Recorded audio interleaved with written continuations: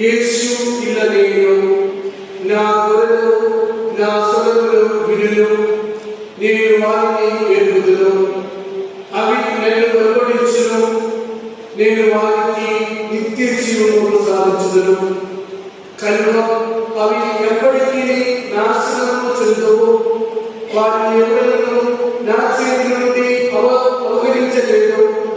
వారిని నాకు ఇచ్చిన నా తండ్రి అందరికంటే గొప్పవాడు కనుక వారిని నా తండ్రి చేతి నుండి ఎవడను అవహరింపలేడు. నేను నా తండ్రి ఏకమై ఉన్నాము అని చెప్పాను. ఇది క్రీస్తు సువిశేషము.